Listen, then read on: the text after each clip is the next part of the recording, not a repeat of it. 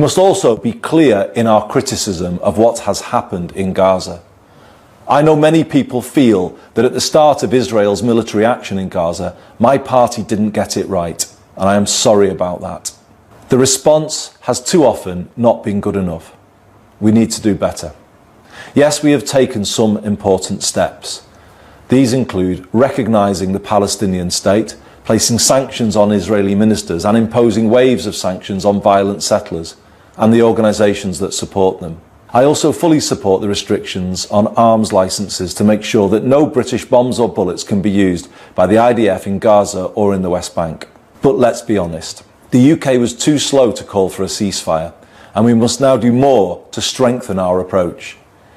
Israel continues to violate the ceasefire agreement, killing innocent Palestinians. We're seeing a surge in settler violence in the West Bank and East Jerusalem, and the continued expansion of illegal settlements, displacing Palestinian communities. And Netanyahu's government is clearly attempting to make a two-state solution impossible.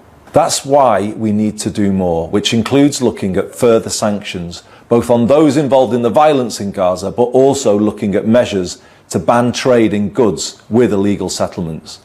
I, like many people, feel passionately about Gaza, and I will do everything I can to work with international partners to stop the suffering, to ensure the Israeli government adheres to international law, and to keep the prospect of a two-state solution alive, because this is the only way to lasting peace for both Israelis and Palestinians. I have been absolutely appalled by what I've seen and read about the destruction of Gaza.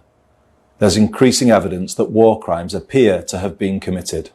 There must be accountability for the depth of the suffering the people of Gaza have experienced. Ultimately, however, it must be for the international courts to determine, rather than politicians. There is no contradiction between a zero-tolerance approach to anti-Semitism and holding the Netanyahu government to account. I will always take a fair and balanced approach and stand up for what is right.